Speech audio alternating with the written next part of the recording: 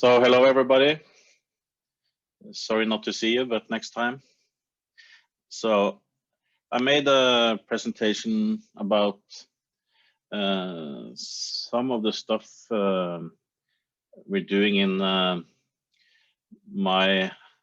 place I work, which is the Norwegian Retailers Environment Fund, and I'm also saying something about the state of affairs in Norway and some of our planned actions to improve the situation.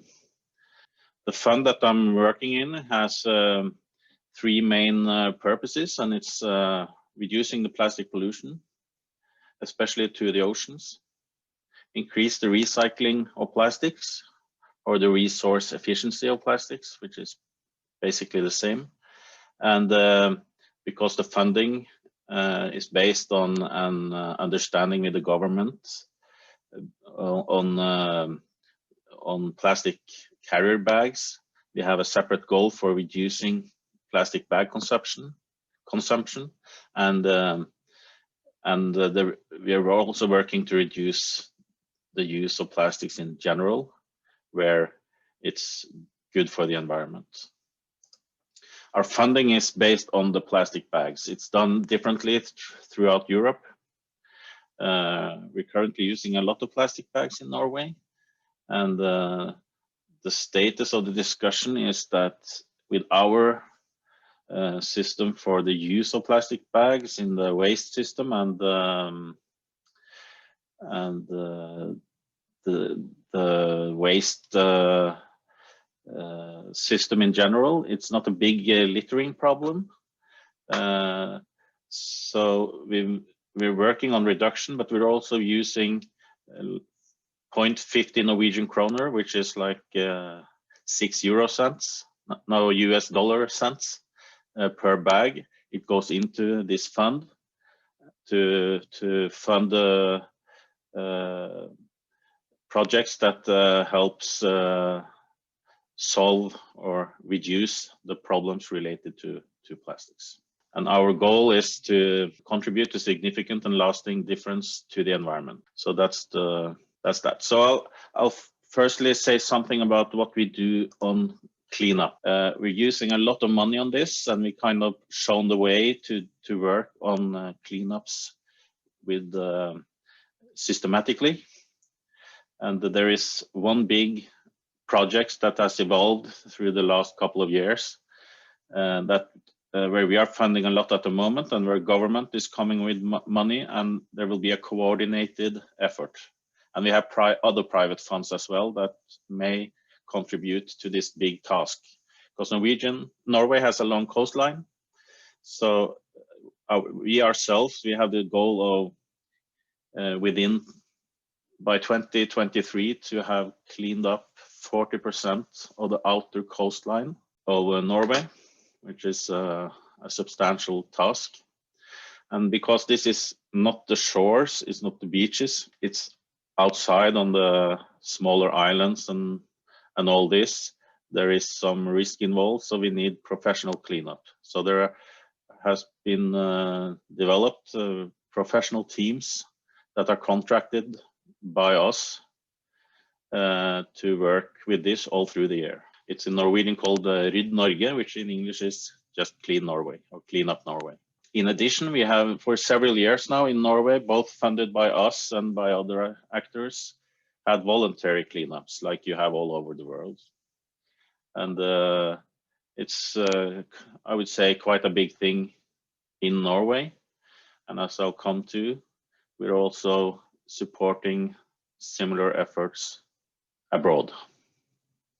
So in the center bottom here is my boss with his old hat. It's not the biggest thing we do, but we are supporting international projects. They have, are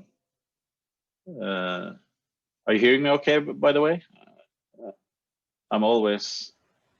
Yes, Lars, we can hear you. Yeah, it's always strange to speak to 50 people in total silence. But yeah, good, thank you.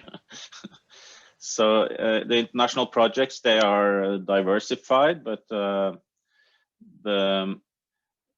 the data that we are building on, for example, from the project Breaking the Plastic Wave by Systemic, shows that there is a closer link between the waste management system in general and the pollution of the oceans. So we are both supporting cleanups and preventing and more like cleaning up plastics before they reach the oceans, but also supporting more integrated efforts into the waste systems, including establishing extended producer responsibility where possible. So in this area, we are quite a small actor. We have the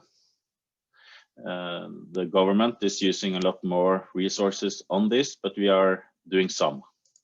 And these are last year's projects that we supported, and we have other projects that we support this year. But as you see, there is quite a big spread, and we're discussing how to take this forward with our competence to work with this in a responsible manner. You'll get this presentation, of course, afterwards, so I'll not go through this. As usual, I made a too long presentation. So what I'll spend most of my time with is recycling and waste prevention. So this is the task at hand. In Norway, we have quite good consumers, I would say. So we produce 101 kilograms of plastic waste per person per year. And this is an image that was made trying to depict that, and it's based on the quite detailed data on our use of plastics. So this is Norway depicted as waste, plastic waste. So firstly, we're having a big project that we'll be working on for years, of course, which is 50% recycling of all plastics. We have set this target first and foremost, as we saw as our raison d'être, that we are working for resource efficiency, which is like synonym to reducing the environmental footprint of the plastic use in Norway. And of course, as a European country, we're not part of the EU, but the EU regulations are adopted by Norwegian, by our country all the same. We have the European Environmental Cooperation. So we're basically following the EU regulations anyways. So I'll talk a bit about Norway in this sense. I'll show you our challenge. I'll show you the quantities of plastics. I'll show you the task at hand when it comes to sorting and recycling in Norway. I understood from the end of the previous presentation that you see that we have some work to do there. And we are working on substituting virgin with recycled plastics. So first to our goals. So there are two forces that are pulling in the same direction. One is a regulation that points to our municipalities. They have to increase their recycling of all household waste from the target today, which is 50%, to 60% in 2025 and 65% in 2030. And the status is well below 50%, so we have a big task at hand there. And on the packaging area, the goal is at the moment 22.5% material or recycling. The Norwegian goal has been set to 30%. By 2025, we have to reach 50%, and by 2030, 55%. The status today in Norway is 36%. And there is a new way to measure recycling being enforced soon. So the task at hand is actually even bigger than what you see in this picture, because what has been measured as recycling in the 36% will partly be deducted because of a stricter way of measuring it. So let's start with looking at the plastic waste in Norway. So we produce the 101 kilograms per inhabitant. That's up to 540,000 tons of plastic waste per year. I'm sorry, here there is some Norwegian, but you see the dark blue here is packaging. The gray on the top left is tires, and then you have textiles, and so on. You have some fishery and fish farming equipment, the light blue wedge. And this is important in Norway, both because it's an important economic sector, and it has a lot to do with ocean pollution and ghost fishing, which is a terrible thing. So we're trying to work actively on that. And then there is something which is interesting that we had made an inventory of, which is the standing stock, because not all plastics supplied to the market every year ends up as waste.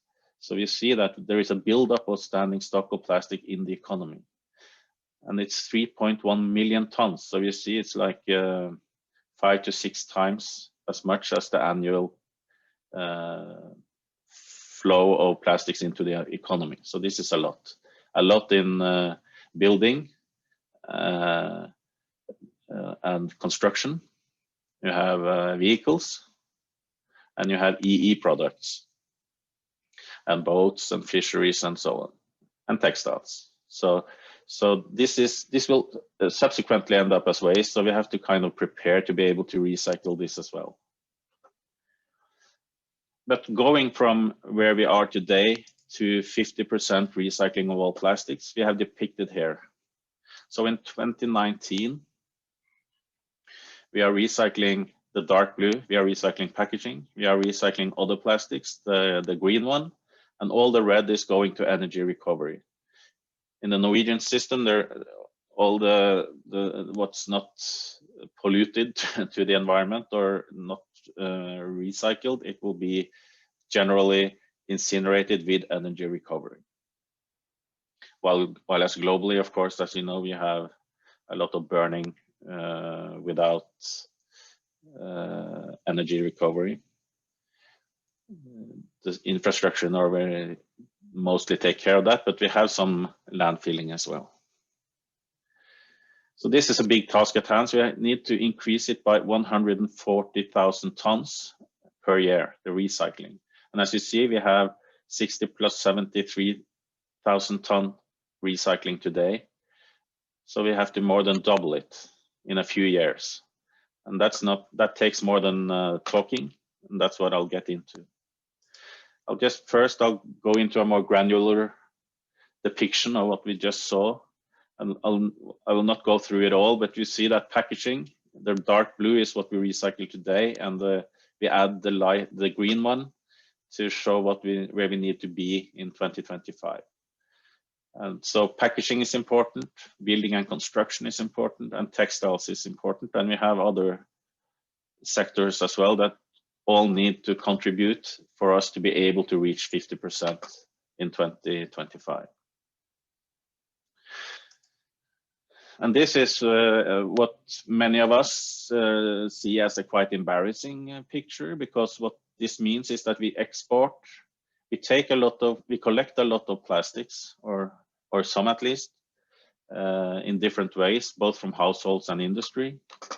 And some is recycled in Norway, but by far not enough. We as a rich country should really be able to handle our own waste, more or less. There will always, of course, be exports and imports because of the division of labor to have this done efficiently in the reasonably sized facilities, but this is not good. 21%, the rest is exported. So we have a big plan. We are releasing a report soon. We are starting a consultation with the government and the interested parties to get support for it. But basically what we're trying to do is this. I will not go through it in detail, but this shows the industrial facilities we have in Norway to get the plastic out of the residual waste, fine sorting and recycling in Norway. And this is by far enough. So this is what constitutes the 21% that you saw. The rest is exported. So we're trying to move here. We are proposing that we build 10 new regional what we call dirty MRFs, which is facilities that take the plastics out of the residual waste by industrial sorting. So collection from household will be that you put the plastics together with the dry residual waste, and then you have industrial facilities that sort them out. We propose to build a big new advanced sorting facility centrally placed in Norway, and a big recycling facility, which is washing, drying, extruding with degassing, microfiltration, and maybe even refreshing, which is removing unwanted odor. So this is a big plan, which means like an investment in 6 billion Norwegian kroner, which is like 700 million US dollars, and needs the contribution both from businesses, municipalities, and the government, we think. The recycling facility, we think, will cost around 90 million US dollars, and will have a capacity of 80,000 tons.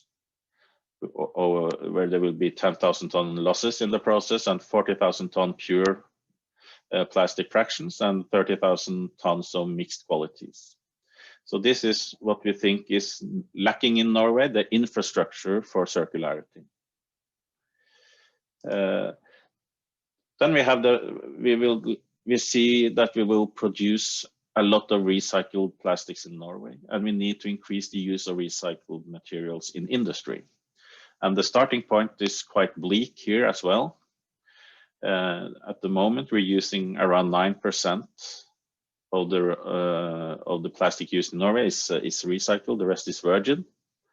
And we see that by 2025, there is obviously a potential to go to 19. And I think we should stretch beyond that. I just finished, as part of my job, we have had a call for projects to increase the use of recycled plastics, and I think those projects in themselves will increase the use by 15,000 to 20,000 tons per year. So it's the market is ready.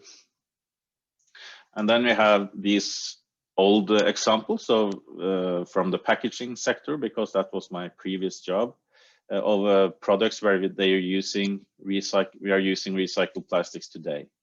So the ones on top, the meat packaging and the beverage bottles, they are based on raw material from the deposit system. The plastic bags use PE film from both households and industry. These bottles or cans for detergents and even washer fluids for cars, for the car screens, they're made from rigid polyethylene and from recycled rigid polypropylene. This is the biggest producer of paints in Norway, working to replace virgin with recycled.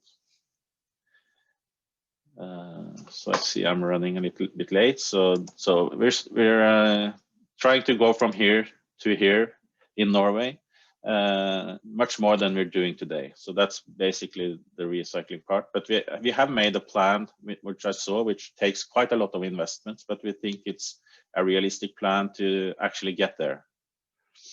And the plan says that we'll do 70% of the recycling in Norway, compared to, what was it, 21% today. So it's quite a big change for our nation.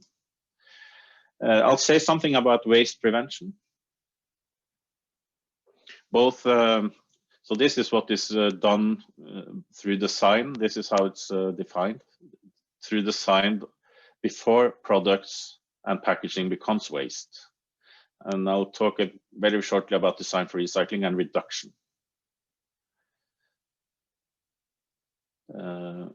I'll just have to power through. So firstly, on the design for recycling, as we see, it's estimated that 62% of the plastic supplied to the market, 62% is suited for well suited for sorting and recycling. 20% is difficult, and 18% is not suited, and that can be because it doesn't work in the sorting, it doesn't work in the recycling, or the recycled materials produced just has no value in the market, in the sense that there are no customers that are able to use it for anything sensible. So we call to increase the 62%. I think a realistic target is 80%. We are working on design for recycling or design for circularity. And you can see there are different efforts that we need to make. It includes the design for circularity includes reduction, which I will get back to. And of course, you have to try to use mostly monomaterials, quit using pigments that make it impossible to sort. And you have to stimulate the demand for recycled plastics, otherwise it stops. And in Norway, we see that with our industrial structure, there are big possibilities to develop closed loops, which means that, for example, you have plastic industry making products for our fish farms or the maritime sector. They can take back those products, mostly made from polyethylene, HDPE. They can take them back and use them to make the same products. So this is quite a big opportunity in our country. I'll just have some examples. One example from my previous job where a lot is designed for recycling. I know that before should be with an E. So there was these ketchup bottles, which in PP, polypropylene, they had a PE sleeve. So this label was a PE sleeve, and it resulted in it being sorted, some correct, less than half correct, some wrongly as the sleeve material, and a lot wasn't sorted for recycling but ended up in energy recovery. They were able to replace the sleeve with the same material as the bottle, and the result improved, and I think it's at the moment even higher than 80% correctly sorted. So this is an important possibility to increase recycling. I'll get into reduction quickly before I end. Reduction is very important and very difficult. That's why the plastic use is very much related to the economics, the size of the economy, and it even grows faster than the economy. And it's a lot of discussion about it. Maybe it's because it's cheapest. Maybe it's because it's what is cheapest is also most resource efficient. Any way you explain it, you see it has grown immensely to more than 350 million tons in 2020. And the projections are that commonly been a projection that by 2050 we will have more than 1,000 million tons, which is 100 kilograms per inhabitant on Earth, with 10 billion people on Earth. So we are also cooperating with Systemic, a very competent group of people that have made the report Breaking the Plastics Wave. And they have this wedge scenario, where they have a business as usual scenario for towards 2040.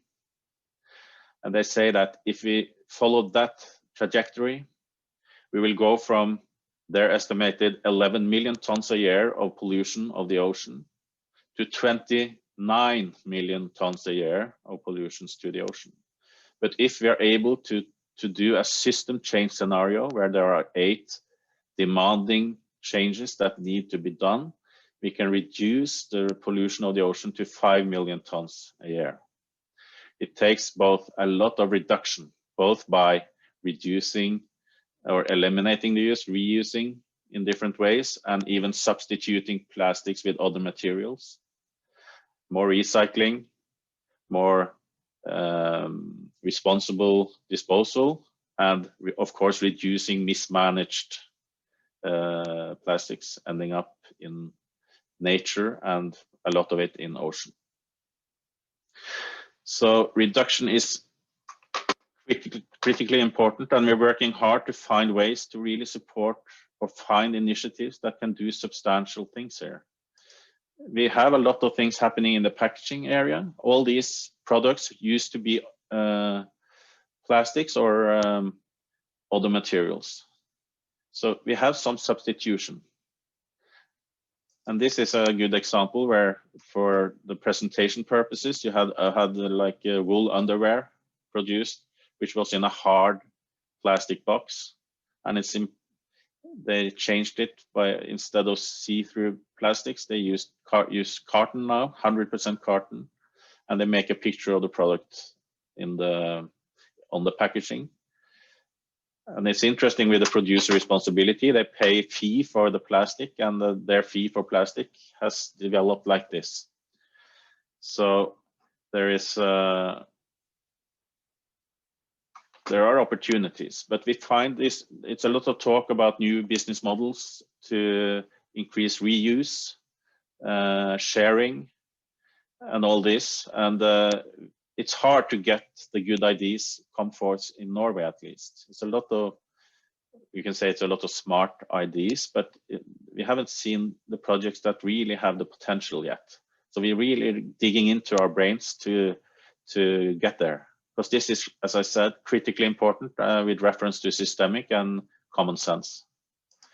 And a lot of people in Norway and globally are talking about bio-based and biodegradable plastics. And at the moment, I think we should look for these new materials. But at the moment, it's 0.7% of all plastics fall into this category when you look at the global picture.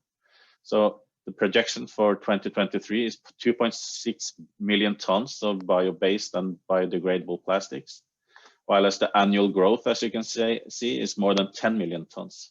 So we have to work on all fronts here to get there.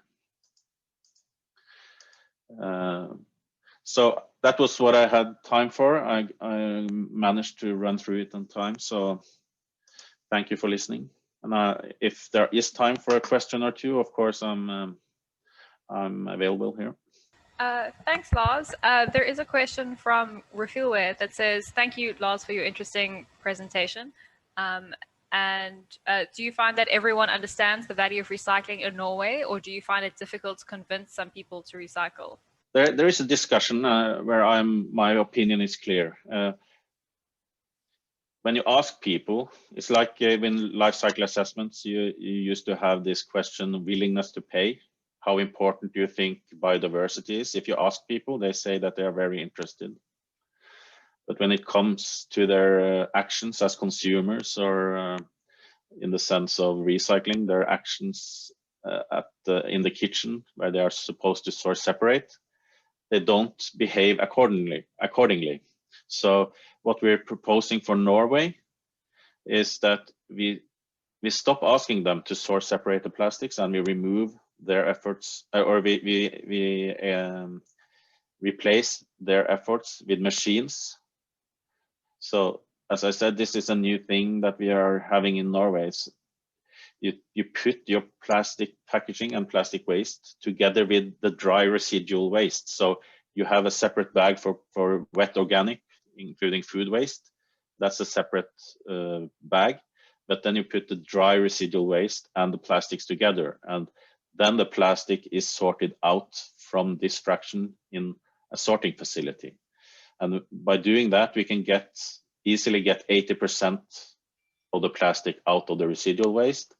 And then we have the opportunity to reach really high recycling rates, while as today we are having problems in Norway getting more than 40% out of the residual waste from the households. So I think we have to be realistic.